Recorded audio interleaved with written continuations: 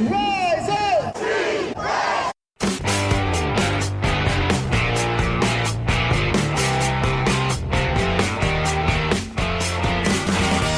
This is the Rise Up See Red podcast, all about the Arizona Cardinals and the NFL, featuring insider and outsider perspectives. Enjoy the best hour of Cardinals talk on the web. Now here are your hosts, Jess Root and Seth Cox.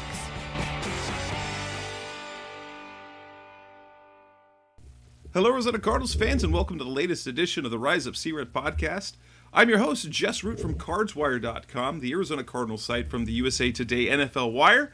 And tonight, in this edition of the show, episode 350, we have Seth Cox from RevengeOfTheBirds.com, and also coming back again to visit with us is Justin Higdon, who is Seth's co-host from the original Draft Breakdown podcast. Seth, good as always, we've got you, and Justin, welcome back to the show. How have things been? Oh, thanks for having me on. Things have been great. Just Seth and I are, neck deep in draft stuff. We had an episode come out earlier this week on iTunes. We're going to have another one coming out, as always, on Patreon later this week. We talked a little bit about NFL free agency, and we gave a lot of hot takes this week. So it's been a good week. And we're recording on a Monday night this week, so we'll get the show a day earlier than normal. However, even though NFL free agency started today on Monday, that is not the focus of our show because, truthfully, by the time that I get this edited and published, we're going to be behind the times anyway. And so we're going backwards a little bit because last week we previewed free agency rather than talking about the Combine, which happened the first week of March. And so in this edition of the show, we're talking about the Combine. And next year, Seth and I will break down free agency for the Arizona Cardinals. And in this edition of the show, we're going to do more general talk about, I'm sure, things that kind of will fit for the Cardinals.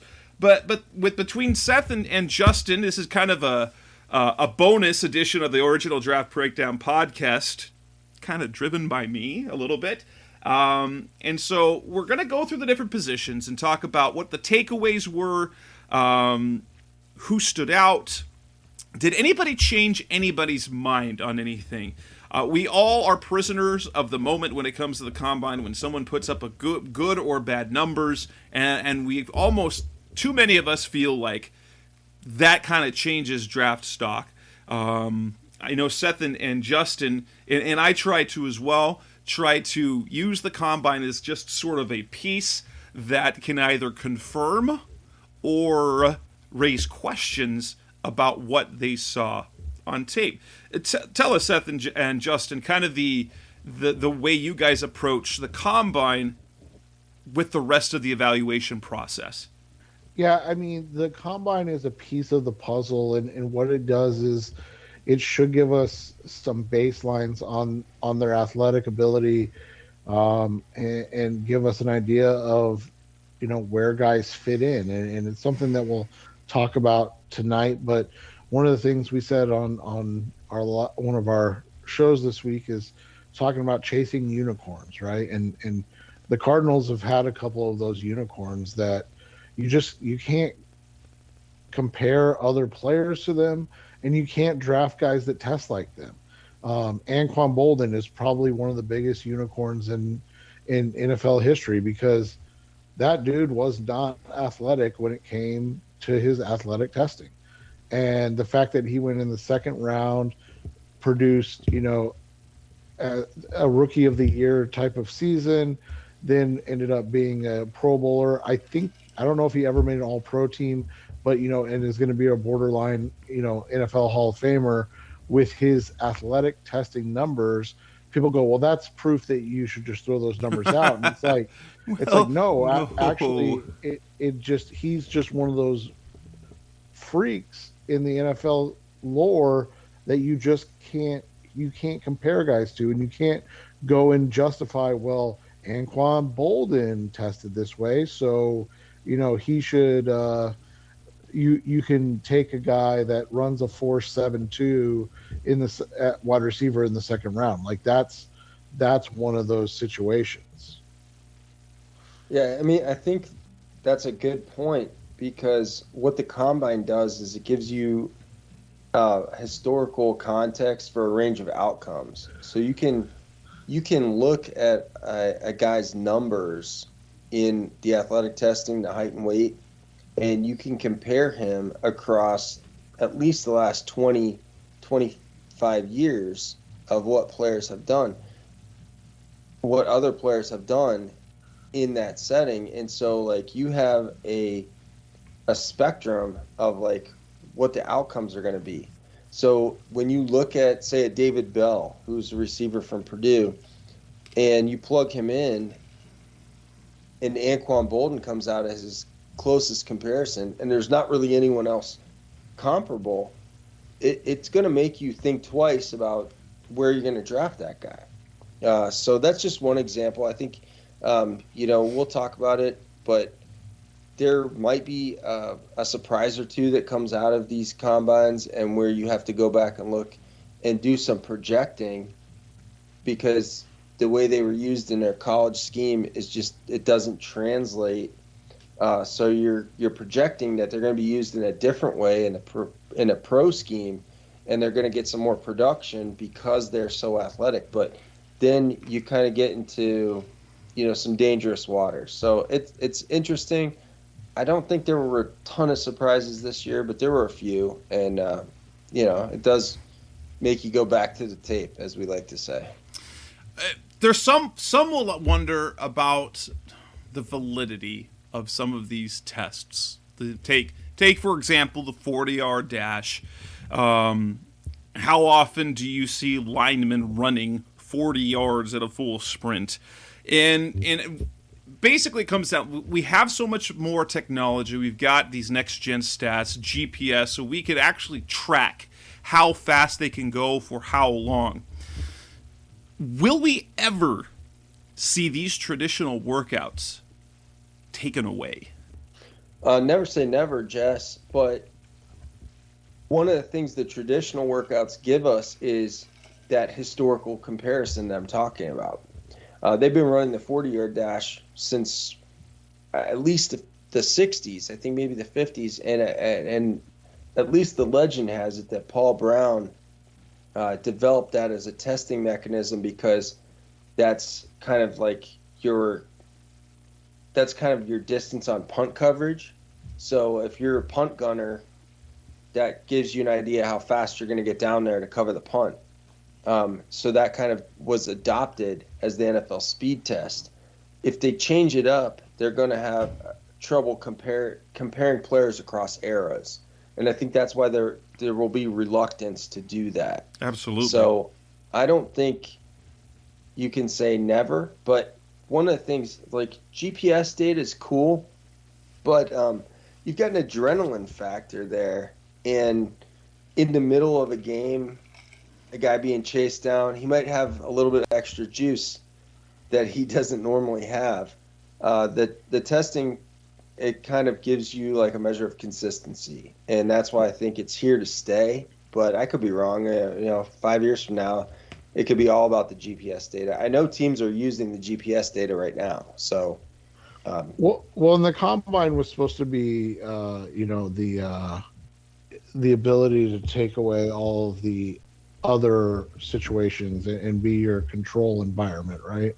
So it was, everybody's running on the same track, everybody's lifting on the same bench, everybody's jumping at the same, we've talked about it before, you and I have, Justin, and then obviously Justin and I talk about it all the time, but the what do they call it, 38.5-yard 40 at Ohio State, right? Like, right. Virginia Tech was notorious for that too. Right. And so, you look at those places, and then that's what you say to yourself, right? Is okay, well, the combine is in theory a controlled environment where everybody's doing everything the same. Now, people will complain because they'll say, well, these guys are getting woken up, at 3 a.m., 4 a.m. in the morning, and so they're maybe not as rested or this or that. And that's sometimes true. It absolutely is. But when you have everything in one area and you're able to really control things and have Tom, Dick, and Harry all run on the same track, it gives you a more clear cut, at least an athletic norm. Right, exactly. And so, I don't think it'll ever go away because one, was it last year, Justin, or was it 2 years ago that we made fun of all the Exos numbers because guys were running everybody's running a sub 4.4. Right. It was last year because we didn't have a combine, so what we had was like an amalgamation of pro days and they're all self-serving. Of course, these are Right. these are training places that are showcasing their athletes, and magically all of these athletes who are at their facility test amazingly. 100%, Jess. And one example I'll give is Jonathan Adams. He's a receiver from Arkansas State.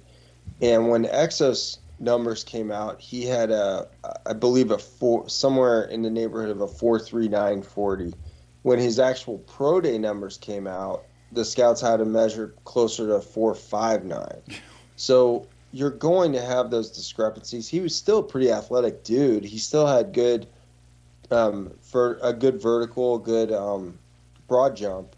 So you have that explosiveness, but you didn't have that 40 time. Now, then on the other hand, you had the LSU Pro Day where Jamar Chase and Terrace Marshall both ran sub 4.4s. Well, certainly Jamar Chase looked like he is a sub 4.4 guy. So, but it's a lot more guesswork when you have this versus when you have an actual combine where you can get, quote unquote official results that are comparable across the board. Because, some of those hand times were sketchy this year. They went back, they looked at the video, and they adjusted those times. And there was a lot of criticism about that for the combine this year, but I think they got it pretty close. All right, so what I want to do for what we got the remainder of the show is kind of break it down by position, go by group, quarterbacks and receivers, running backs, tight ends, offensive linemen, interior defenders, the edge, linebackers, and then go defensive backs. Kind of go through overall takeaways, surprises, and basically what we learned. I don't expect that we'll take a lot of time on quarterback, essentially being a Cardinals-focused podcast. The Cardinals have really no need to look at quarterbacks, but talking quarterbacks first. Did we learn anything about the quarterbacks in this group other than Pickett's got small hands?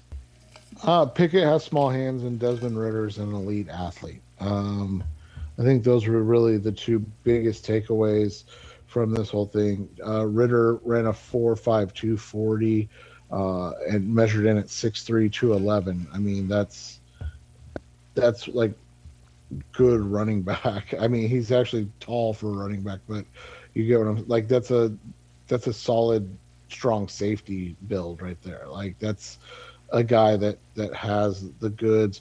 36-inch vert, decent short shuttle and three cone.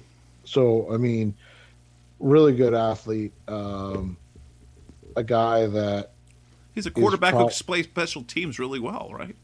Right, exactly. And so, you look at it that it when you watch him play, it's not surprising. But I think the fact that because since he's kind of notorious for overshooting their prospect sizes in their official books. But they, to see him come in at 6'3", 211 and then test like he did, he's a guy that has a chance to be a starter in the league because of his athleticism. His biggest concern is probably his ability to push the ball into tight windows, but athletically he'll be able to make, really solid plays. So, it's funny because after that first group of receivers went, like Ritter was faster and more athletic than a lot of the guys in that first group of receivers.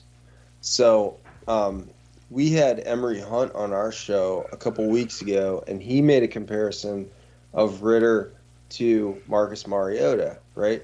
So Mariota went number 2 overall in that draft. But I think if people remember back to our old show, Seth and I were not high on that class, and we didn't love Mariota that early.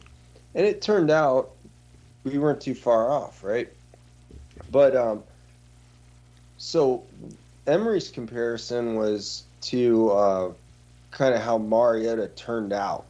So if you have that hindsight, you can say, well, Mariota's not like a top 5 draft pick, but he would have been like a pretty solid day 2 draft pick. So I have another comparison. What I landed on was Geno Smith, who went early in the 2nd round. And I think if you're taking Desmond Ritter in that range, early in the 2nd round, or as Seth and I talked about earlier in the week on our podcast, baby Ritter sneaks into that 32nd overall pick to Detroit. Then it seems more logical, more reasonable. But I don't think he's the type of quarterback prospect that you take early in the draft. He's obviously a very athletic guy. He has good arm strength, but he doesn't have that timing, that accuracy. That's not honed yet. So I would be hesitant if I'm a team looking for a starting quarterback. I wouldn't think he's my future starter. I would think he would be like a project or maybe a stopgap for me. So I don't, but I don't think it wasn't really a surprise that he was athletic, nor was it a surprise that Kenny Pickett has small hands. We knew those things coming in. It's just that we got it validated. So, to answer your bigger overarching question, there were no surprises for me at quarterback in this year's combine. What about at the running back position? Were there any guys that athletically stood out enough to say, okay, let's look at this guy again? I think Breece Hall solidified being the running back 1 in this class with his speed and explosiveness. He ran a sub 4.4. He had a 40-inch vertical. Came in at good size, 217. I think that the surprise was Isaiah Spiller not running and then having subpar jumps. So it makes you think that he's probably slower than you would like, which is disappointing because he's a player who has really good running back tape. He performed very well in the SEC, the toughest conference in college football. But you don't have if you really like him as a prospect right now, you don't have anything to hang your hat on. I think a guy like Zamir White surprised us a little bit just because we knew he was a track star coming out of high school, but he's had 2 ACL injuries since then. And so for him to come in and run a 4.4 flat, have decent jumps, it's one of those situations where you can validate taking him if the medical's checked out on day 2, because you're talking about an elite athlete at the running back position, and maybe you're able to take him and use him up, so to speak, over the course of a couple years and then move on from him. But I mean, he tested out really well. Another guy that I thought tested well was the kid with Kenny Walker, and we talked about Kenny Walker quite a bit. I didn't see a guy that was a 4.38. Is that what he ended up being? A 4.38. I didn't see a 4.38 guy on tape. It's hard for me to imagine that he's faster than Jonathan Taylor. Right. and so when you look at it from that perspective, that was surprising. I mean, we've talked about it. Walker was probably running back 2 or 3 going in. Like Justin said, with the not that Spiller has done anything negatively to impact his draft status. It's just that he didn't do well in the jumps, and then he hasn't run yet, so we don't really know exactly where he's going to fall to. And then a little bit on a local product, Rashad White measured in at 6'4", 214, had a good 44.48, but his jumps were really impressive. He had a 38-inch vertical and a 125-inch broad jump.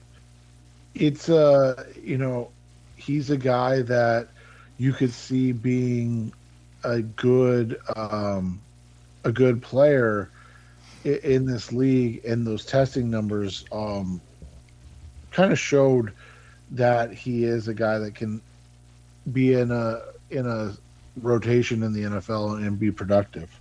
Yeah, we've seen a number of ASU running backs over the last few years have something in the Marion Grice didn't turn out to be anything. DJ Foster, he had a really nice career in special teams, spending some time with the Cardinals. You got Benjamin now. Kalen Balaj kind of has a little niche in the league right now, but it would be nice to see if someone could pan out as a running back, and someone of White's size and movement ability makes it seem like he could be the guy to do more than just be a back of the roster guy. He's got a little David Johnson thing going on, right? With his size and his testing. And I think with what people think his receiving ability can be. So I think he did well for himself. And it's kind of a wide open receiver class because, like, as Seth said, Kenny Walker's performance probably slots him solidly in at running back 2. After Hall and Walker, it's kind of wide open. And I don't think we're going to see a first-round first-round running back. But we should see Hall and Walker come off the board in round 2. And then after that, I think it's kind of the Wild West. One more guy we should at least mention, because he just put up such good numbers, was South Dakota State's Pierre Strong. He had a 4.3740 at 5'11", 207. Good vert at 36 inches and then 124-inch broad jump. So, I mean, you're talking about a guy that's literally a speed demon. I think is it Raheem Mostert from San Francisco that was like the incredibly fast and athletic guy coming out? But I think it was. But yeah, Mostert he was a really fast guy coming out of Purdue, but I don't think he was even drafted. No, he went undrafted, but he did run a 4.34. Yeah, so yeah, and he, like, on his draft scout page, his lowest time was 4.28. Wow. Yeah. Yeah, so I mean, that's when you talk about Strong, similar size, speed, stature, a guy that could potentially, be a guy you take on day 3, but ends up being a good contributor in the NFL. So, Seth, if we're looking from a Cardinals lens, who are the best fits for what they do? And especially now, as we realize that James Conner has now been re-signed on a 3-year deal. So anyone who comes in, anybody they draft, would be at best their number 2, and would probably, especially if unless they go day 2, anybody they draft is going to be kind of brought in slowly, like Chase Edmonds was, and Benjamin to a little bit lesser extent this year. Yeah, I think, and Justin mentioned him on our Patreon episode. Ty Chandler of North Carolina transferred from Tennessee, 5'11", 204, ran a 4.3840. So he gives you that kind of smaller breakaway speed ability, but he shows good ability to run inside the tackles as well. But he's got true game-changing speed.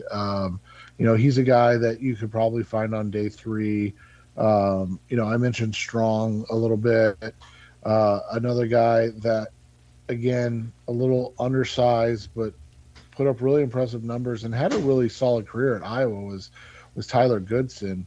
You know, you watched him run, and I don't know if you saw a 4.42 guy. I don't know if you did, Justin. I sure as heck never saw a 4.42 guy. But well, you know, I mean, I tweeted a clip from him earlier in the year where he had like a 67-yard touchdown catch. But yeah, you're right. I mean, it didn't scream like 4.4 guy, but there's something there. And I think the guys that you're mentioning are you know, I think you're 100% right on these fits, especially with Chase Edmonds moving on now. Coming up next on the Rise Up See Red podcast, the best of Cardinals talk. Let's move on to the pass catchers, wide receivers, tight ends. Who are the ones that stood out? What did we learn from them this incredibly fast class this year? That's coming up next on Rise Up See Red. We're back on the Rise Up See Red podcast, the best of Cardinals talk on the web. We've talked quarterbacks and running backs. Let's talk about the wide receivers and tight ends. I think, especially because it's the first day of workouts, you get the wide receivers. Probably the biggest takeaway was, holy fast. Is this a trend we're seeing? Are the wide receivers getting more athletic as the passing game evolves, becomes more and more important? Are we just seeing better receivers and more talented, more athletic receivers coming every year? Or is this an exception where they seem to be exceptionally fast? I think that they're getting faster because of advancements in speed training, and I think what you're also seeing is in the past, where some of the better athletes in the class may have played running back throughout their college career, they're moving to receiver because of what you said with the advancements in the passing game. So it's been year after year after year recently where we're seeing these really strong receiver classes, and the guys are very athletic, and we have a lot of guys who are running sub 4.4 40s, and it used to be noteworthy, and now it's almost ho-hum that these guys are running sub 4.4. But this is another good receiver class. As I've talked about with Seth and on our shows recently, I still think there's only going to be like 4 receivers in the first round, but that doesn't mean it's not a good class. I think it's a little bit overstated how good the class is, but you still got at least 3 or 4 really, really good prospects in this receiver class, and then maybe another 7 or 8 who are solid day 2 guys. So is it a deeper class per se, but not necessarily deep as in top talent, but in talent that can stick around in the NFL?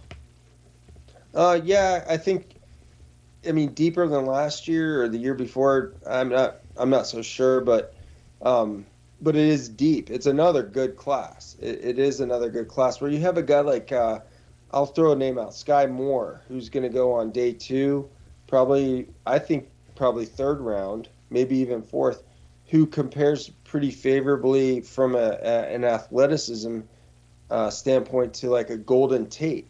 Now, if you can get a guy like that in the 3rd round, you're feeling pretty good. You've also got, the 2 Ohio State guys, Garrett Wilson, Chris Olave. Those guys are going to be stars. You've got Drake London, who I'm still very high on. I know some people think he's going to be really slow, but I don't. I think he's a very talented guy. He's coming off that ankle injury, though, so we haven't seen him run yet. And even Treylon Burks, who I'm kind of lower on than other people, I still think he's a prospect who compares favorably to Dwayne Bowe, who came out of LSU and had a good 5 or 6 years with the Chiefs before things kind of went south. You got Jameson Williams, who's going to when he's healthy, he's going to run a 4.3 40. He's coming off an ACL, but there are some really good players in this class at receiver, and but it's just different. What we've seen recently is receivers coming out smaller, thinner, but faster.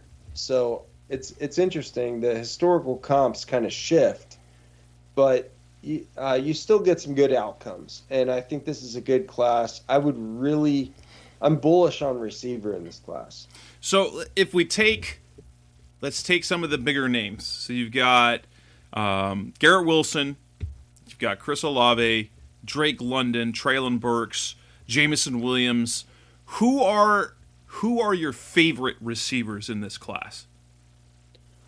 For me, Garrett Wilson is the top receiver in the class, and he's a first-round player. I think when you weigh out the grades that I'm going to give for this class, he's going to be like a top 10 player for me. That doesn't necessarily mean I think he's a top 10 prospect in normal years, but I like the comparison of Garrett Wilson to another Ohio State guy who had a good career, and that's Santonio Holmes.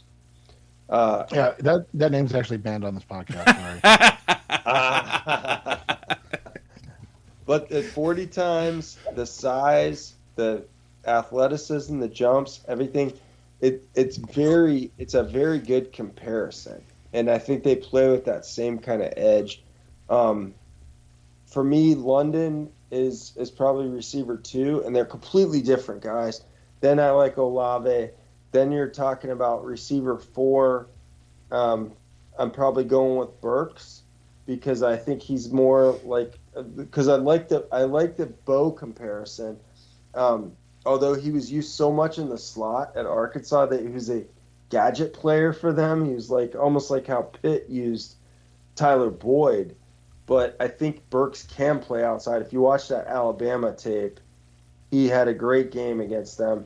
And he can play outside, so I like him as an outside receiver, as kind of a, I think he can be an X. I think he's a little faster than what he timed out at, what he tested, but it's a good group. Jameson Williams, love him. He's a Buckeye. I'm a Buckeye, but you got to be wary of that ACL for a speed guy. We want to make sure he's coming back fully healthy. He didn't have surgery right away, which tells me there was probably a meniscus involved because they had to wait for that swelling to go down. And Seth knows what I'm talking about. So we got to make sure he's not going to have some kind of long-term effects. And Williams is interesting as well because coming off that ACL tear, a team who badly needs a receiver and would be willing to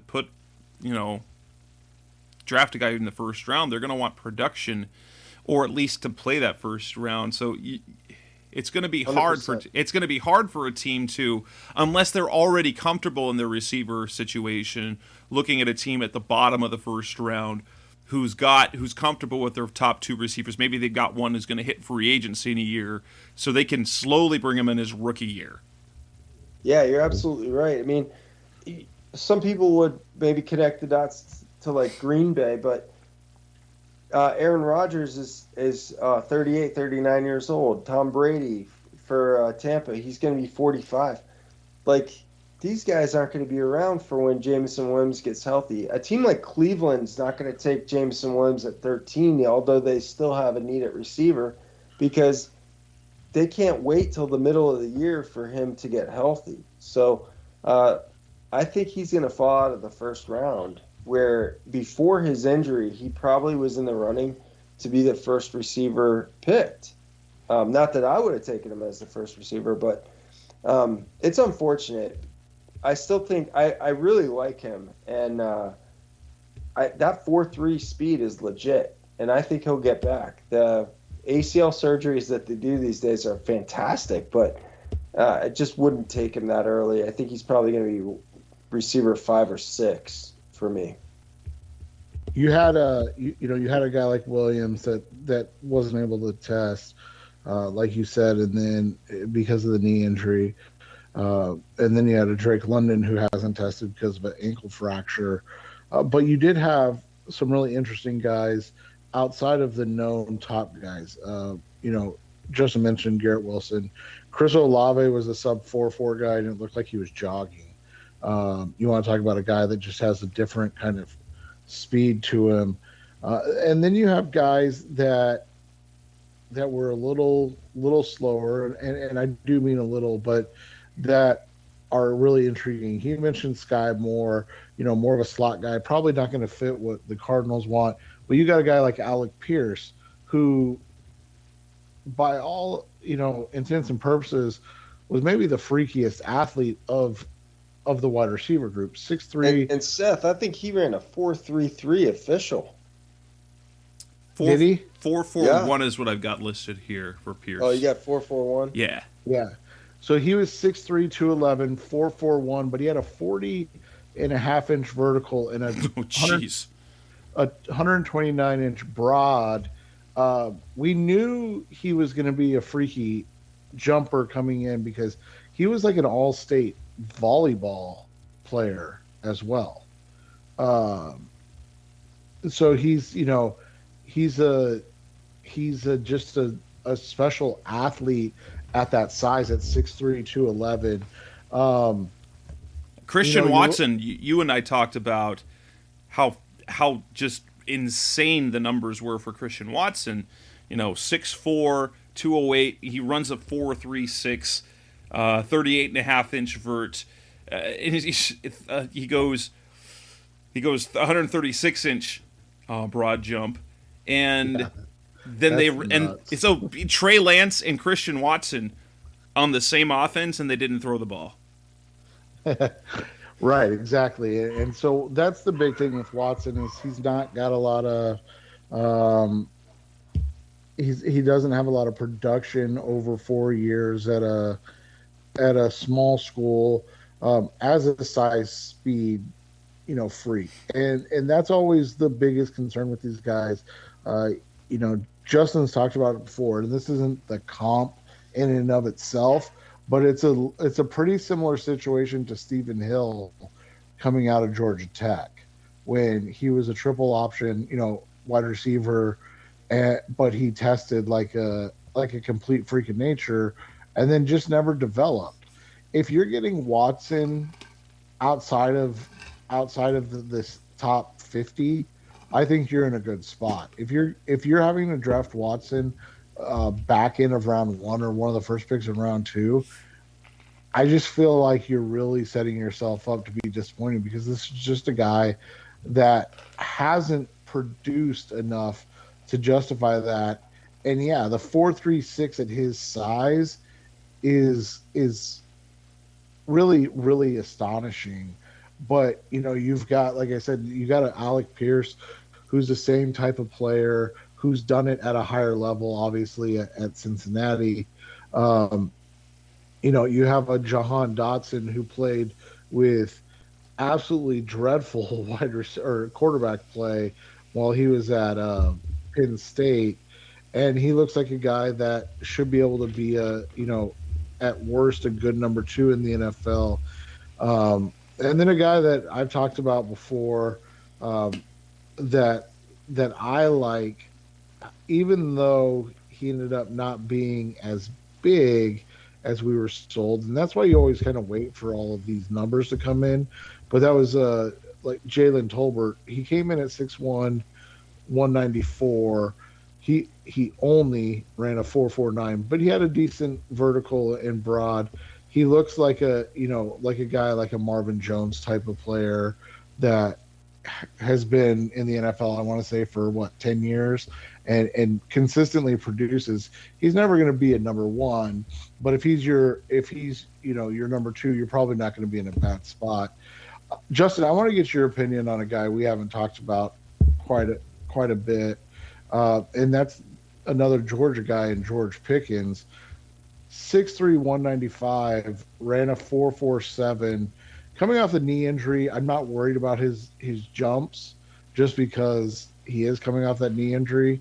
Where do you see him kind of slotting into this wide receiver class? Because from a name perspective, I feel like he's going to go higher than what some people think. I'm going to guess he goes in the top 50. Yeah, I absolutely agree with that.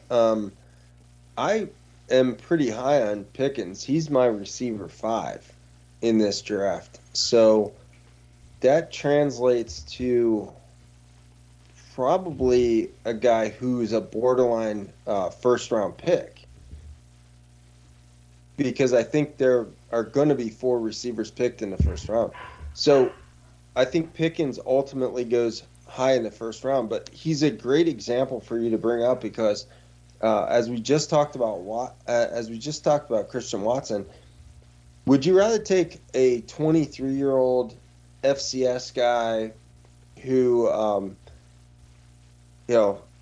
admittedly had great testing, or would you rather take a guy who's 2 years older from the SEC who also had very good testing and who has like some really remarkable film against some very good teams, much better than the FCS competition that Watson's faced?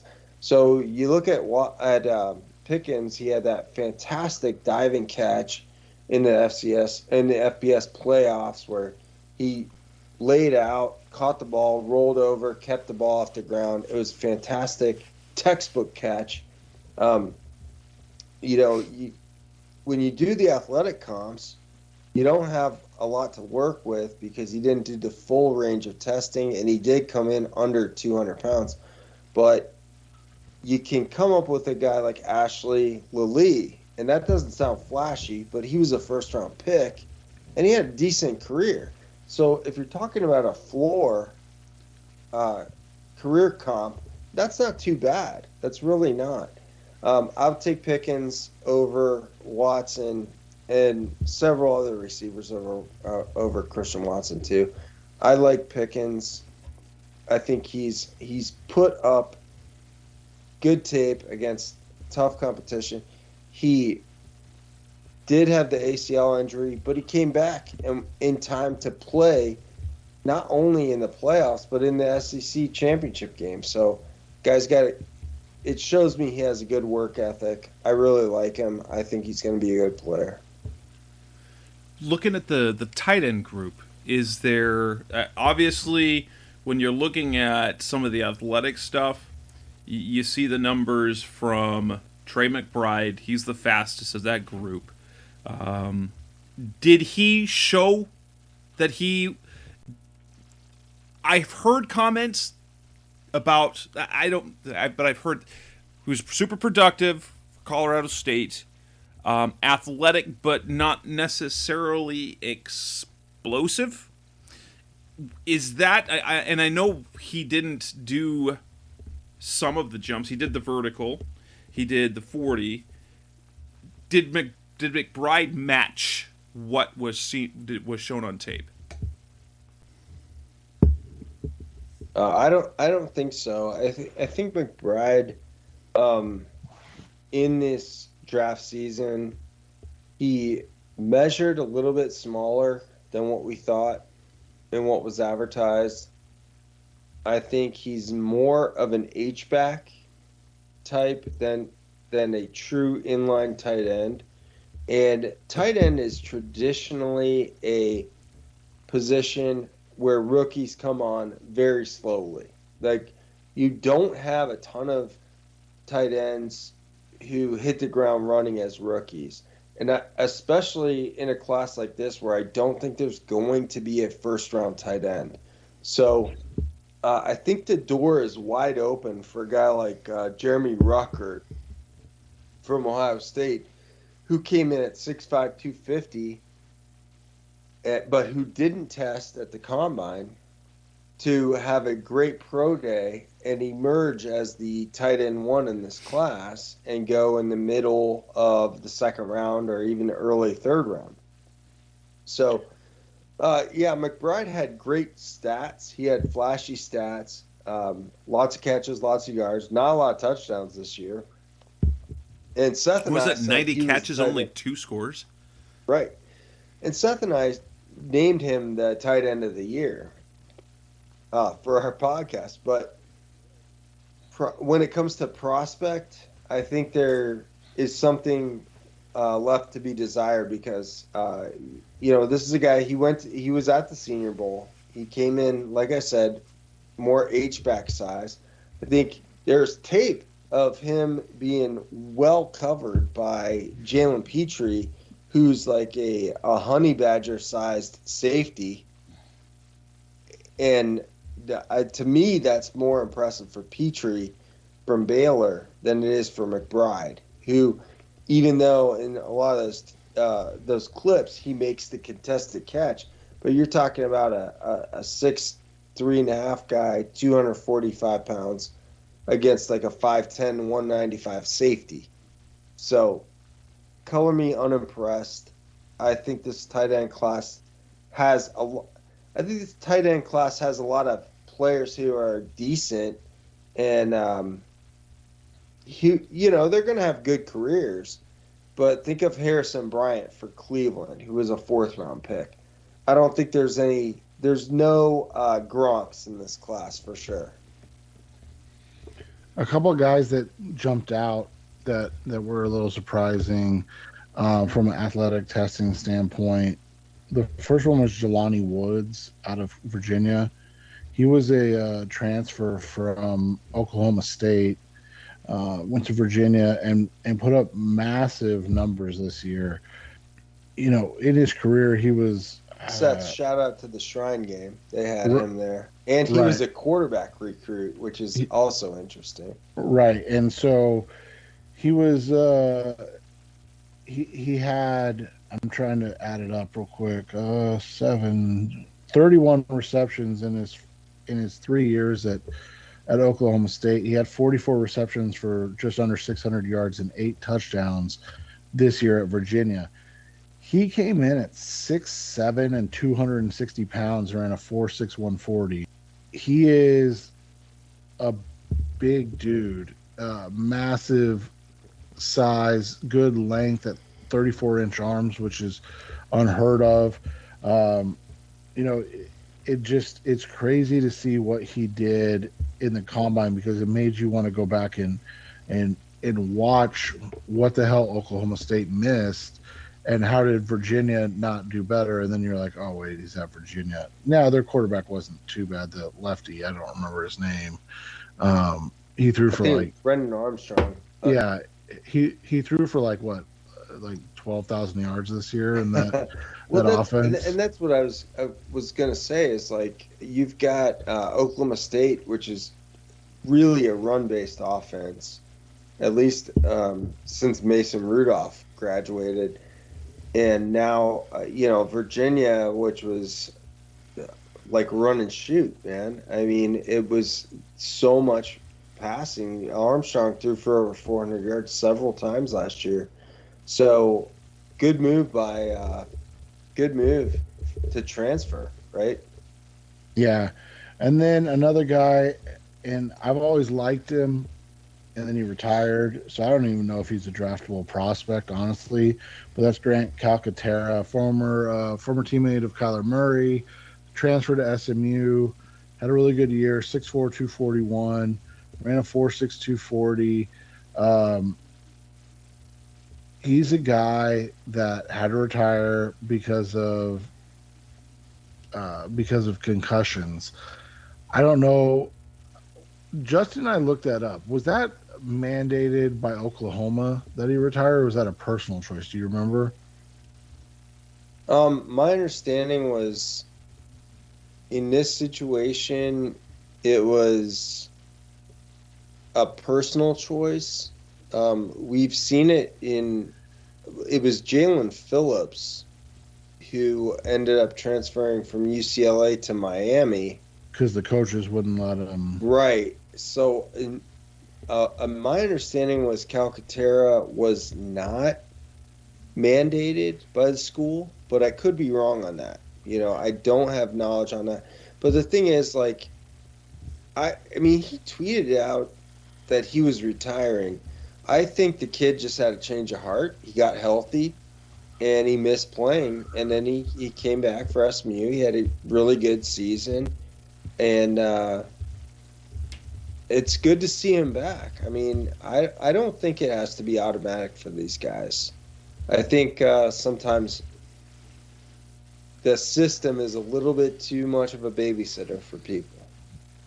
And he came out and he moved well. He's always been a great receiving tight end, but I think he showed a little more this year at SMU. And then you don't have, but you're obviously going to be entirely too concerned about his health issues. But I was actually surprised. What was funny too, like he had some familiarity with the quarterback too, right? Mordecai was at came from Oklahoma as well. Yeah, so this tight end class is really interesting because you have Trey McBride, who's supposed to be the guy, and I don't think he's bad by any means. I just think that he is being oversold as the clear-cut number one tight end in this class. Seth, I agree 100%. I mean, it's just that you've got this guy, he's coming from, a group of 5 conference. His stats are juiced. As we talked about, the touchdowns aren't there. It's a volume stats, H-back body, and you've got guys like I mentioned, Ruckert, who's coming from a blue blood program at Ohio State, has better size. He's going to have fine athleticism, and although it's not always pretty, he's a better blocker than Trey McBride, or at least he projects to be. So, yeah, I think this tight end class doesn't stink, but it's a little bit average, I think, and there's no first-round tight end. All right. Coming up next on the Rise Up Sierra podcast, the best of Cardinals talking about. Let's go to the big guys. We're going to look at the offensive linemen and the defensive tackles, the kind of the interior players. That's coming up next on Rise Up Sea Red. We're back on the Rise Up Sea Red podcast, the best of Cardinals talk on the web. Offensive linemen and defensive tackles. I know offensive line probably comes first, but how the heck does a man the size of Jordan Davis do what he did at that combine? I mean, he's the closest thing to a bear that there is in this draft class. It's ridiculous that a guy like 340 pounds, the speed, he runs the explosiveness on that broad jump. It's insane. The fact that he's 340 pounds and he runs a sub 4.8 and has, like you said, Jess, the jumps, 32-inch vertical, over 120-inch broad jump, right? Yeah, he was a foot longer than the next interior defensive lineman. This is a situation where I talked about the combine is how you can get historical comps. There's no historical comp for Jordan Davis. There's not. The closest thing you can get to him is probably Rashid Hagman from a few years ago, and it's really not close enough. So it's a matter of pure projection for this guy because he didn't have any type of pass rushing at Georgia, but he is just an incredible freak. And what do you do with him? I almost want to deviate from my mantra, which is to not draft guys who are over 330 pounds who, project to kind of niche roles. But he's so big and so athletic that I might just have to slot him in, to the top 10 or top 15 of my rankings because he's so unique. What do you do with a guy like this? It's unreal. You cannot. There's no projection for him. You have to have an imagination. As I said on our show earlier in the week, I'm just not that creative. So it's guesswork for me. He's a monster. What do you do with him? Yeah, and it's crazy that his combine and his size overshadowed a lot of other guys because this is a freaky D-line class overall. I mean, you mentioned Jordan Davis, being 6'6", 340. You've got 6'4", 325-pound Travis Jones of UConn. He ran a 4.92, and he had a 110-inch broad jump. And you might be like, well, that's not that impressive, but that's the thing. That's how freaky what Jordan Davis did was, because typically a guy that's 325 and that's running a sub 5 is basically unheard of. And then to see him, have a 4.58 short shuttle and a sub, I believe he had a sub 7.3 cone. I want to double check, or just over 7.3 cone. Like, these guys are freaky athletic, and we didn't even mention like Devontae Wyatt, Jordan Davis's counterpart from Georgia. He tested out of his mind at 6. I think they list him at 6'3", 305. He had a 4.77, 29-inch vert, 111 broad. Like, those are really good numbers for plus 300-pound guys. And so, Seth, not to interrupt, but you can at least find a comp for Wyatt. It's Quinnen Williams, right? Right. You can find a comp for Jones. It's Pot Roast, Terrence Knighton. Right. But you can't find a comp for Jordan Davis. There isn't one. And again, we talked about it earlier. You don't chase unicorns, but this is a different type of unicorn, right? You're not chasing a unicorn. You found the unicorn. Because you don't have anything to compare him to. So, Cardinals-wise, now, I'm guessing he will probably be long gone by number 23. There's no way Steve Keim lets him go, right? No, I mean, I don't think you can. Like Justin said, you're talking about a guy that for the first time in years, from an athletic testing standpoint, has lived up to the billing of being this dominant interior defensive tackle.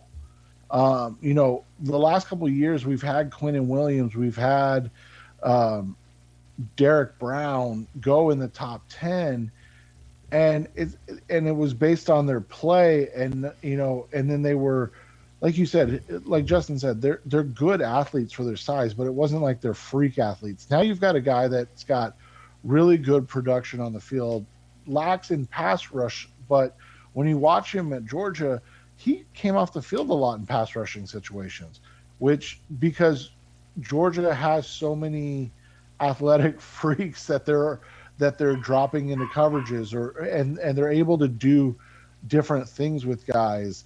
So Davis could be one of those kind of guys that is a true, and I know people think this is crazy, but like playing over 60% of snaps for 340 pounders is unheard of. And he's a guy that probably could do that. I won't be surprised if he goes in the top 15, honestly, because I just don't think there's any way he gets to 23. If he does get to 23, he 100% is, you have to draft him. And if you miss on him or he ends up being a bust, you tip your cap, because there's never been a player like him in the draft in the NFL's history. Yeah, I mean, people who've listened to our show for a long time know that we're not really in favor of taking like a nose tackle in the first round, or definitely not in the top 20. But I think this is a player whose prospects kind of transcend that. And that if you have a defensive coordinator who's imaginative enough, or who can, set this guy up, I think you've got a player who can, at 340 pounds, can develop some pass rushing to him. And in that case, you've got a monster on your hands, and I think you've got to try. More Vita Vea than, say, Eddie Goldman? Oh, for sure. I mean, and it even goes beyond that. Flipping it back to the offensive line, who were the offensive linemen who really stood out, one, and two, solidified themselves as the guys you want to draft, either at the top of the draft or guys you take a flyer on a little bit later? I think the first guy, and he's a guy I've been on all offseason, but Zion Johnson out of Boston College. Freaky testing numbers, 6'3", 312. A guy that, dominated at FCS Davidson, or no, Division II Davidson, right? I think FCS, yeah. FCS Davidson, and then was able to move up to Boston College, start at Boston College for a couple years. His testing numbers are elite, and people will look at the 40 and be like, well, 518 is not elite, but this is a guy that had 32 bench reps on the bench press. He had a 32-inch vertical at 312 pounds, but it was his 7.38 three-cone and 4.46 short shuttle that really opened everybody's eyes about how athletic he is, in terms of a guy that was really thought of to be kind of a power phone booth type guard. And now you're seeing... And Seth, look at the alignment that have come from lower divisions recently, and this is something I told you. He compares really well athletically to Ali Marpet. He just retired, but I don't think a lot of people would say that was a bad pick for Tampa. That worked out really well, and Zion has FBS tape on his side. Yeah, so Zion's been one of the guys that's just completely, had a great combine, a great, off-season overall that's made him, a unique player. Yeah, Marpet is, one of those interesting ones, like a Joe Thuney. But even taking it a step further, you've got Zion, who was a starter at Davidson, went to the FBS, became a starter, had a great Senior Bowl, had a great combine. Everything adds up to him being a first-round pick. Right, and we've talked about it off the air. There's a real chance that if you're just talking about pure interior alignment and not moving Ike Ekwonu or Evan Neal, that Zion could be the first guy off the board.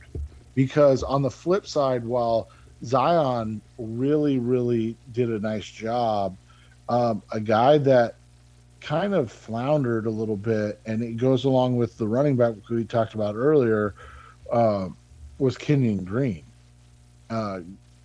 Green was, I got to pull up his numbers. He did not do well. I've got him here. Kenyon Green. Hold on one sec here. Yeah, so 5'2", 440. Only 20 bench press reps. Yeah, and a 5.12 short shuttle. Anything over, what's our cutoff? 4.75 usually. Really, 4.75 is average. Really, my cutoff is 8-second three cone, 5-second short shuttle. If you're in the 8.5 club, the odds of you being successful are long. It just does not work out for you. You have to be in a pure power scheme. If anyone, we were talking about it off the air, I think. I was joking about how Draft Twitter loves when a guard pulls, right? If you're looking at highlights of a guard pulling and then he has an 8-second three cone and a 5-second short shuttle, forget it. He can't do that in the NFL. He's not going to get there in time. So just write that off. That highlight stinks. It doesn't matter. What was it? Was that Dorian Johnson, or his name is? Yeah. And he was a guy almost universally selected or evaluated by writers as saying plug and play starter, even though he's drafted in the 4th round. Absolutely, Jess, but not by us. Not by me, not by Seth, and not by me. We were not in on him like that. And that's, I really like Kenyon Green, but you have to say, like, he is a pure power scheme projection, and then you have to question his upper body strength at this point. So the flags are out. I mean, I think the guy has good tape. He has versatility. He's played 4 positions on the offensive line in the SEC. But are you taking him in the first round? You shouldn't. I don't think you can at this point. I think no, you can't. And somebody might, and they'll be making a mistake. Another guy that had a really nice workout, and a guy that I think has improved his stock throughout the process as well, and mostly because of the fact that he put on almost 30 pounds from what he was listed at while at Memphis, and that was Dylan Parham. They listed him at 6'3", 311. He was listed while at Memphis at 285. And so for him to come in at 311, have a decent, he had a really good 40 at 493, and then tested decently the rest of the way out, 7.78, 3 cone, 4.7 short shuttle. And he's a guy that he worked at center while at the Senior Bowl. So he's a guy that is a true kind of a interior offensive line guy that can play any of the 3 positions. He started at both guard spots for entire seasons while at Memphis, helping. And remember, Memphis has churned out some really impressive backs over the last couple of draft cycles. Oh, yeah. I like Parham.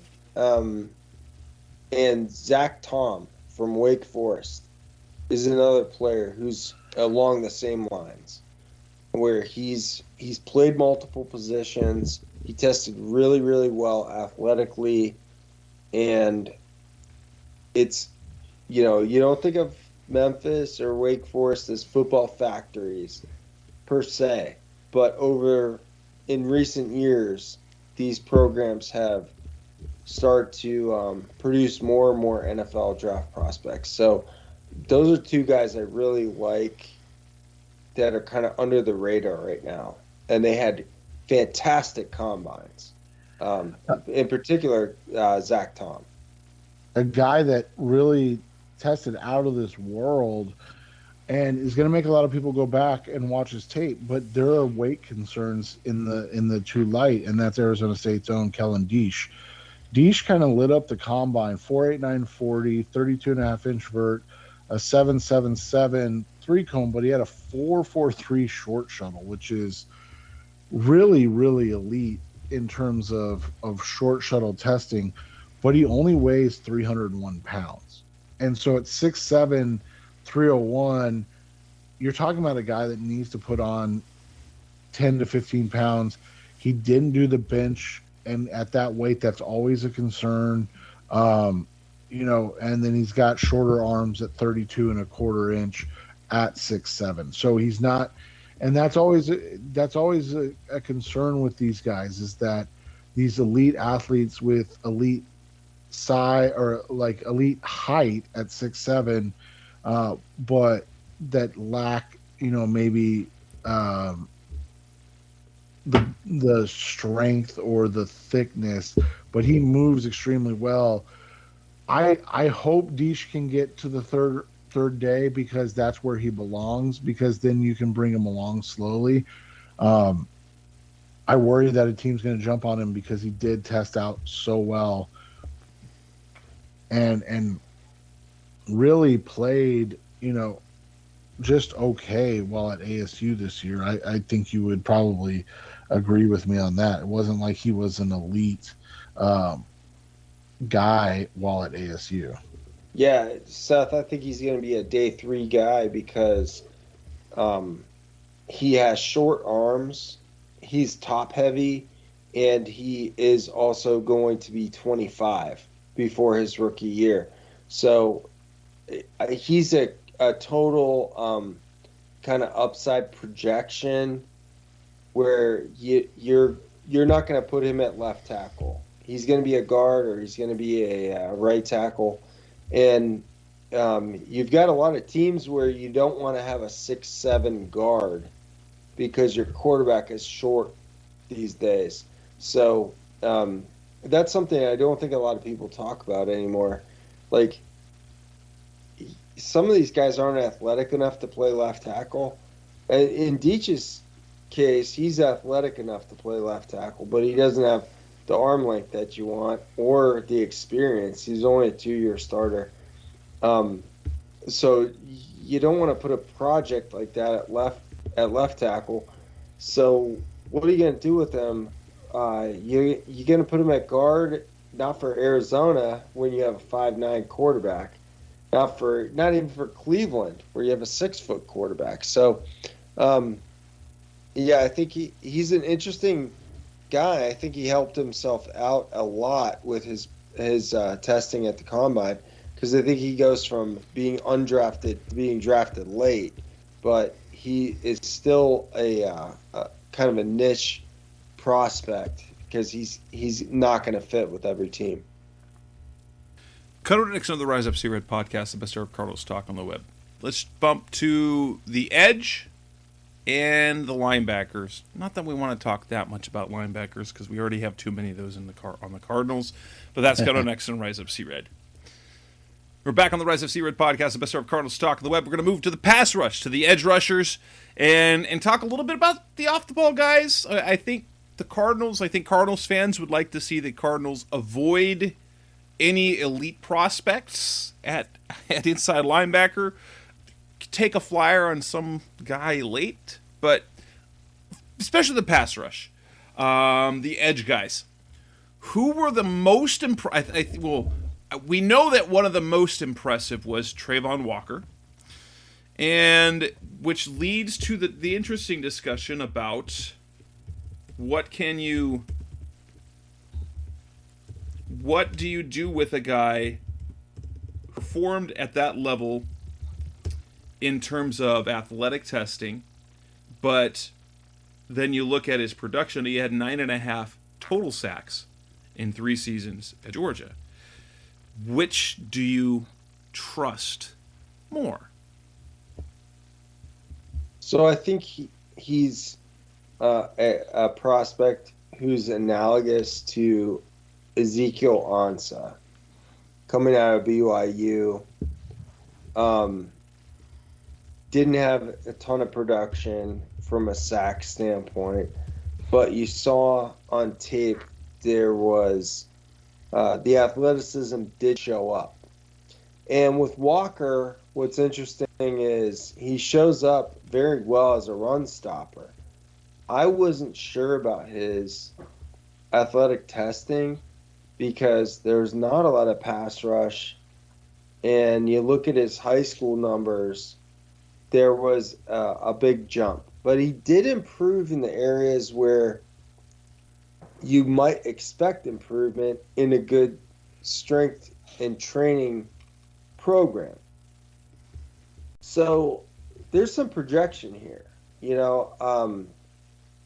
The thing about, and Jess, you brought this up before we started recording, but Ziggy Ansah was like new to the game, and Trayvon Walker isn't. So that's something to kind of be factored in here. Ziggy Ansah, when you're making that projection, can he become a great pass rusher? And using some imagination, you've got a player who's new to the game of football. Trayvon Walker, that's not the case. So now you've got like this scheme argument, and it's just it's a little bit different. I still kind of skew toward, I think you can make a projection here because you have a 275-pound athlete who's an elite athlete, and you can change this. You could put him in a certain scheme where he's going to have some production. So I have Trayvon Walker is the biggest adjustment I've made in terms of my rankings based on the combine. He proved he was an elite enough athlete where I can comfortably project pass rush ability for him and move him up in my rankings. And I don't really think there's anybody else in this class that I've really moved based on the combine. One of the guys that's really opened my eyes over the workouts, and a guy that I think would be a really good fit at 55 for the Arizona Cardinals, is Nick Benito, the pass rusher out of Oklahoma. He weighed in heavier than I expected. He's 6'3", 248. I was expecting him to be sub 240. So when he weighed in at 248, I was thinking we were going to struggle to hit some of the numbers that he needed to hit. 4.54 40 wasn't super surprising. Again, when you watch him play on tape, you saw a guy that was an elite athlete. He was just undersized. He turned in a 4.23 short shuttle, which is what some corners and wide receivers run. Now, it's not quite Aiden Hutchinson 4.15 numbers, but there's a reason that Hutchinson's being talked about to be picked first overall, right? But Benito's 4.23 was the second best short shuttle at the combine for edge or pass rushers. He comps out really well, actually, to a former Cardinal, and that's Hassan Reddick. But he's coming in strictly as an edge guy, and he's not going to be expected to move to and learn how to play off the ball. Instead, he's a guy that, from an athletic standpoint, can do a lot of what Vance Joseph wants to do and disguise. You even if he's just a third down pass rusher when he first comes in, he can come in and he can drop into coverage every once in a while if need to, because he has great hips and great flexibility and ability to change direction. But he is 100% a pass rusher already. And to me, that's a guy that I was worried about when he weighed in, that he was going to test poorly. And he ended up testing very well still. And so to me, that's a guy you look at and you go, all right, this is a guy, that we can look at as a potential, second round type of fit for the Arizona Cardinals. Seth, I kind of almost take the opposite view of you, because I think he was listed in the 230s. So for him to come in almost at 250 and still test as athletically gifted as a guy like a guy in the 230s would, super positive outcome for Nick Benito. And to have the production that he had coming out of the Big 12, I think he had a fantastic combine, and I really think he's kind of vaulted himself into that early day 2 conversation as a pass rusher. It was a good week for him. I think he kind of had become a forgotten man in some respects. Yeah, I agree. I think a lot of people, because of this class. I mean, you look at it. A guy we'll throw out some quick names. Boy Mafi out of Minnesota, 4.53, 38-inch vert at 6'4", 261. So you're talking, a guy that tested at an elite level when it comes to jumps and 40 time. Arnold Ebiketie out of Penn State. We know those guys come in juiced, man. He didn't run, but he did jumps, and it was 38 and 128. I think we were a little disappointed to see only the 21 bench reps. Yeah, I mean, but to your point here, Mafe is almost a full year older than Benito, and Ebiketie is like, I think 9 months older. So, yeah, there's a little bit of size discrepancy, but we hear a lot more talk. We've heard both of those guys, Mafe and Ebiketie, talked about late first round. We haven't heard that with Benito. He's only a little bit lighter than these guys, and he's a lot younger. The guys. So we've got obviously the names at the top of the draft. They're not going to even be available for the Aiden Hutchinson, Kayvon Thibodeau. Those guys are going to definitely be off the board. Other names like I don't know if they'll make it, but David Ojabo, George Karlaftis. I know he didn't do some of the testing. How do they match up athletically? And I know Ojabo. He's got 6'4", 250, tested the 4.55 on the 40. What's y'all's take on him in particular? I've seen mock drafts where he lands with the Cardinals. Where does he match up? For me, Ojabo is a top 15 pick. I think he comps favorably to Cameron Wimbley, who, athletically and production-wise, coming out of Florida State. And Cameron Wimbley, this is one of those comps where people might say, oh, well, he was a bust. He actually was really good as a rookie and early in his career with Cleveland, with some really bad Browns teams. It's kind of what we were talking about before we started taping, Jess. Ojabo hasn't been playing football that long, and he had a freakishly good year this year, where he had double-digit sacks and like 6 forced fumbles. He knows how to disrupt the offense. He's a sack artist. He's a turnover artist, and I don't think that can be undersold. It's not the same position, but we have Charles Tillman, who developed the peanut punch. People know him about that. David Ojabo is a guy who forced a lot of fumbles this year at Michigan, and somewhat overshadowed by his teammate Aiden Hutchinson. But in some circles, some people think he's a better prospect long term than Hutchinson. You mentioned Karlaftis. He's been projected either at or past the Arizona Cardinals.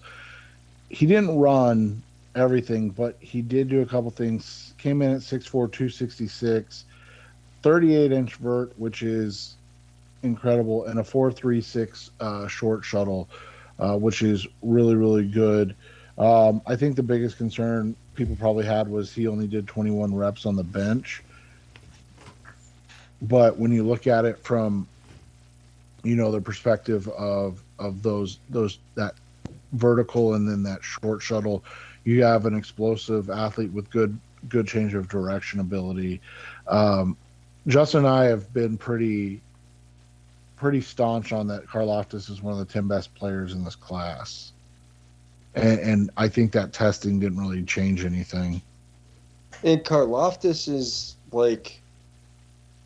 I think 9 months or so younger than Hutchinson. He has longer arms, even though he's shorter.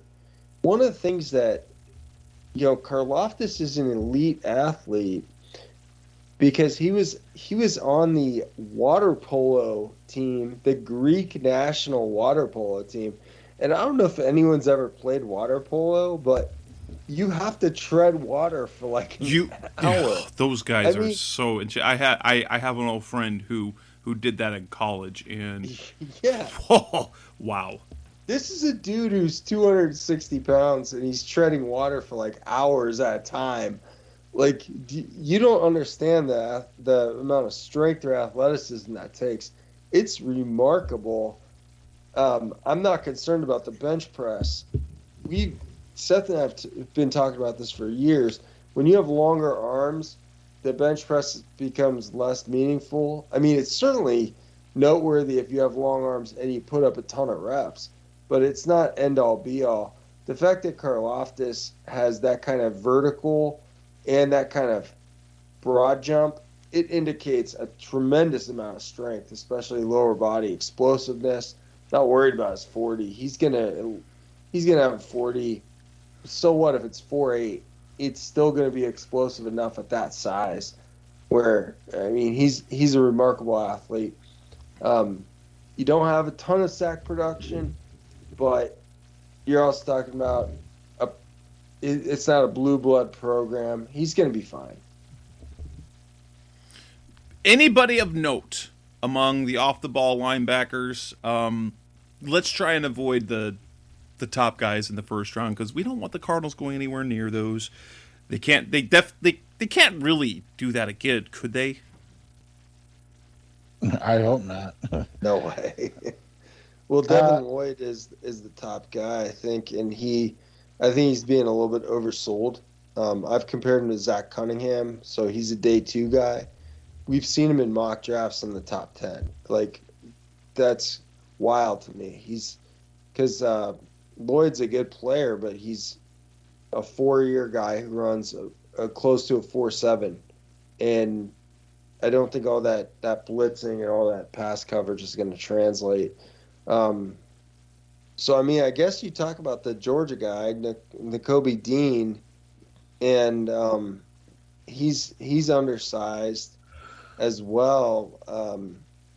He came in at I think he came in at 229, but then didn't work out because I think the general thought is he actually plays closer to like 215.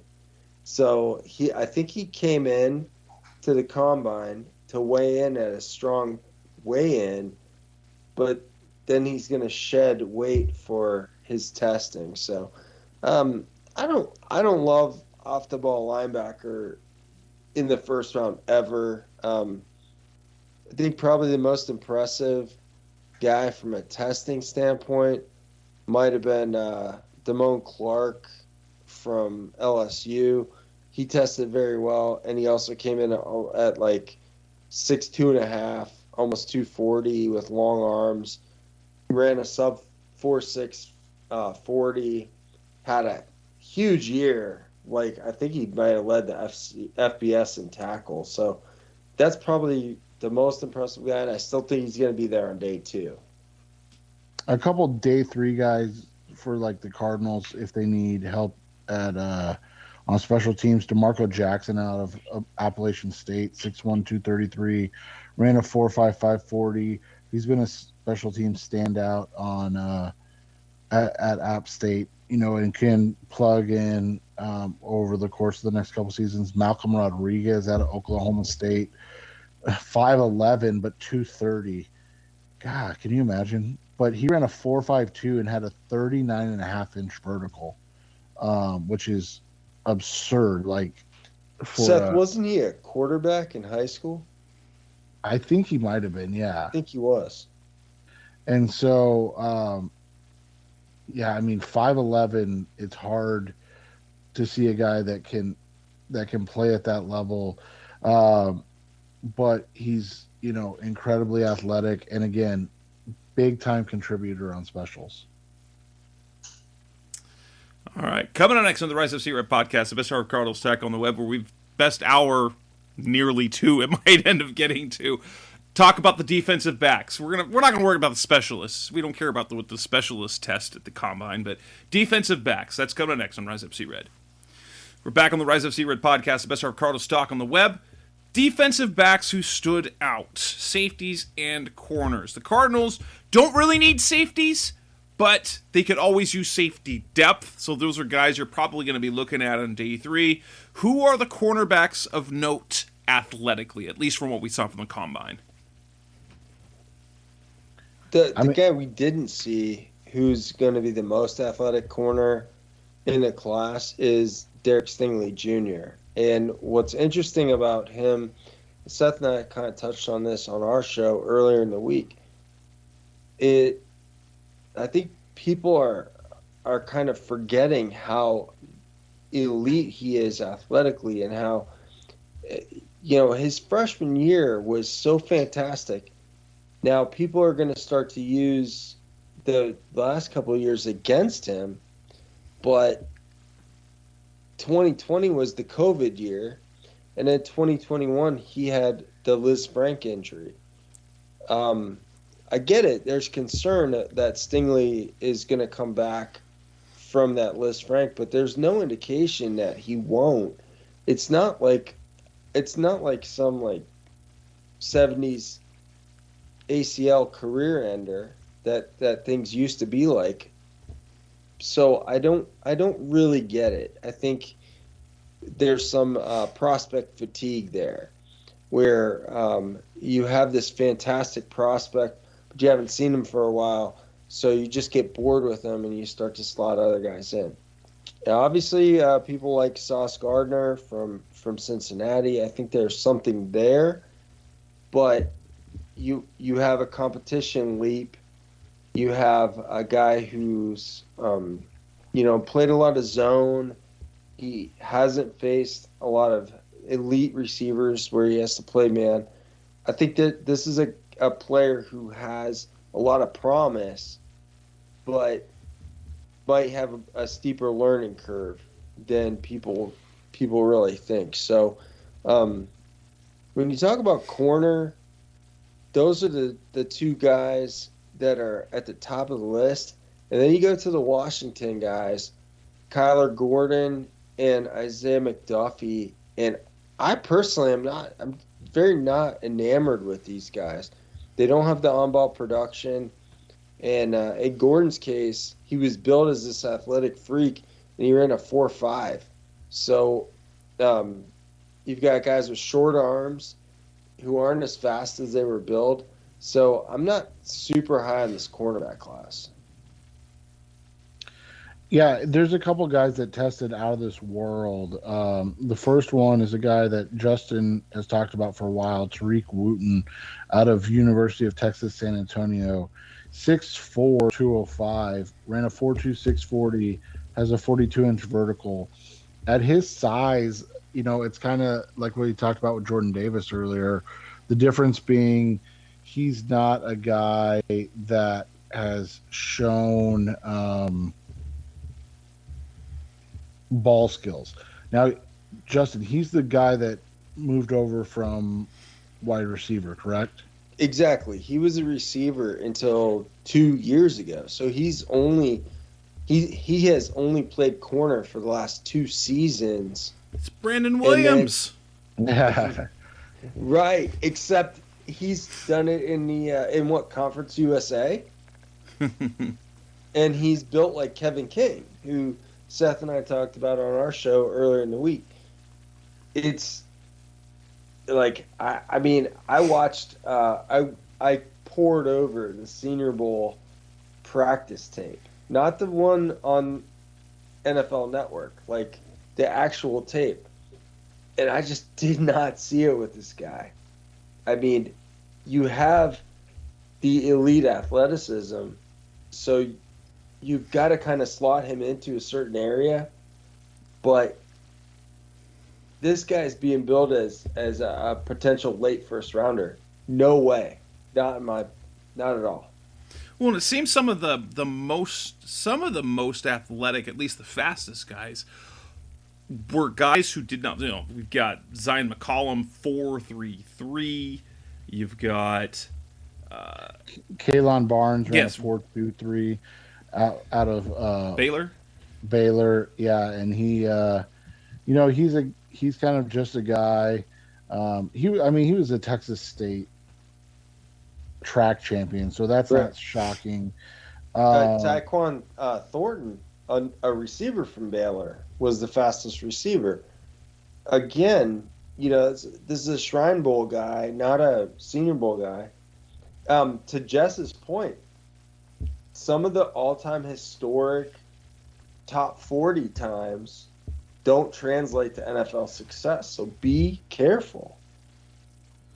Yeah, the guy that intrigued me the most, and we've talked about him before, was Roger McCreary out of Auburn, because he reminds me of now the guy's name's slipping my mind, that's got the wife that's a little off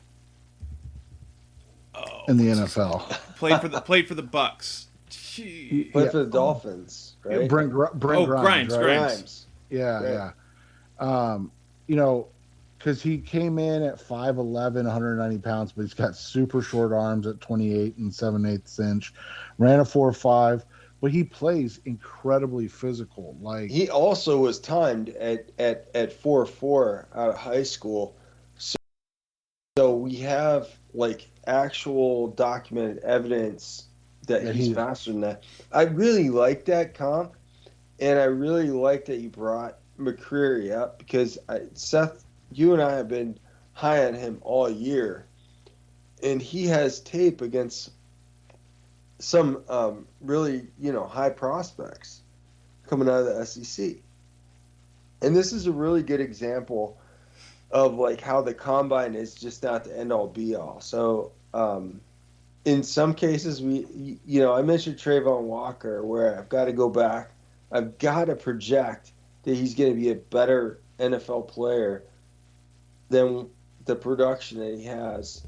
But here is McCreary, who's a great example where I have to project, even in the face of some evidence where he might not be a great player, that his tape is good enough that he is going to be, in my opinion. And I think that's what Seth's getting at. Yeah, exactly. He's a guy that I feel like can play quite a bit.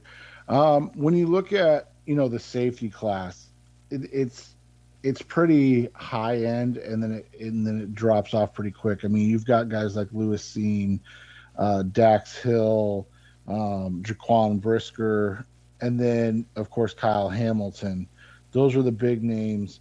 I think Hamilton's slightly disappointed at the combine when you look at his 40 time, but then you look at the rest of his stuff. He had near elite jumps at 6'4", 220, with a 38-inch vert and a 131-inch broad. We've talked about it. I really akin him to like an Adrian Wilson type. Obviously, he's probably going to go in the top 20 where, it's not going to be an issue for the Cardinals. But there are intriguing safeties in this class. We've talked about Baylor. They had a guy, JT Woods, at 6'2", 195, who ran a 4.36, had the 39.5-inch vert. Like, that's the type of guy that you look at and you go, okay, how does he do on special teams? Like, is he a guy that translates to special teams? And can you take him in on day, late day 3 of the draft? Because that's where you're looking at elite athletes, or for Steve Keim's sake, offensive linemen built like PE teachers. So, that's usually what you're doing there. But yeah, I mean, JT Woods, and then Nick Cross out of Maryland, 6 foot 212. He ran a 4.34, had a 37-inch vert, 130-inch broad, really athletic. Again, you're not going to look at him and go, okay, I'm bringing him in to be a starter, but can he contribute immediately on special teams? Yeah, I think you have a good read on this class. There are going to be these safeties, like your read on Cross is right, but what's going to happen is somebody's going to draft him earlier than that to be a starter. You mentioned JT Woods, Jalen Petrie from Baylor as well. He was like they loved him at the Senior Bowl because he was covering Trey McBride. We talked about McBride earlier. I think that's kind of a knock on him that this 5'10", 195-pound safety was blanketing him.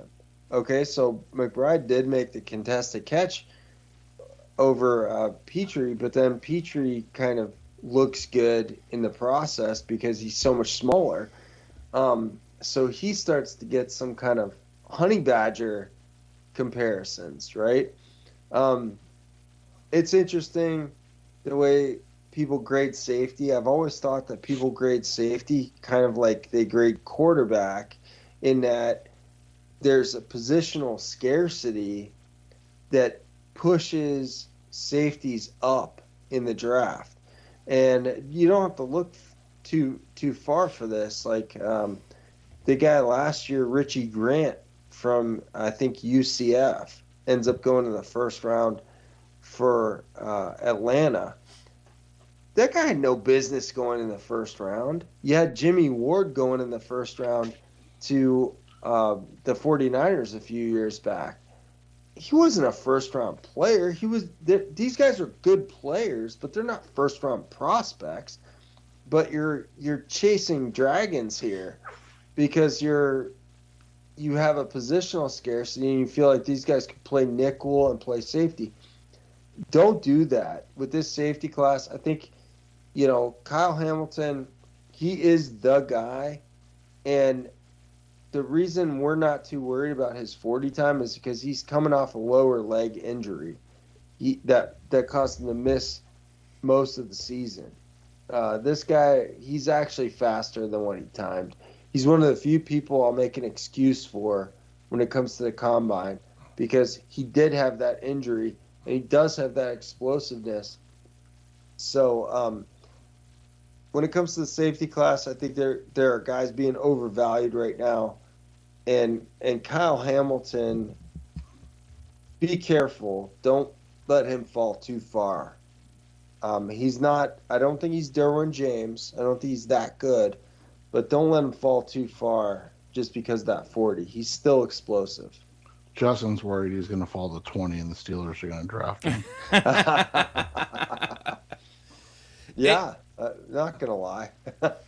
Well, big thank you, Justin. This has been, you guys have been talking draft for, what, it feels like 4 hours probably now? At least. So, well, it's probably been like about 11 years. Just tonight. Just tonight. We will wrap up this edition of the show. Next week, we'll be back to normal programming, per se. We'll have a full week of free agency to kind of wrap our head around. Seth and I will go break that down, what the Cardinals have done, what's happened around the league and the NFC West. But Justin, thanks so much for the visit again, giving us basically an extra edition of the NFL, the extra of the original Draft Breakdown podcast, with me happen to be in the mix a little bit. So thank you, Justin. Thanks, Seth, as always. We'll be back. Seth and I will be back again next week. Thanks for listening. Go Cardinals, as always. Thanks for listening to the latest edition of the Rise Up, See Red podcast. Listen to previous episodes and subscribe to the show on Apple Podcasts, Stitcher Radio, Audioboom, or many other podcast platforms so shows are delivered directly to your mobile device. Please give the show a 5-star rating and always support the sponsors who support the show. We'll be back soon for the best hour of Cardinals talk on the web. Rise up, Red Sea, be red, see red, and of course, Rise up, see red.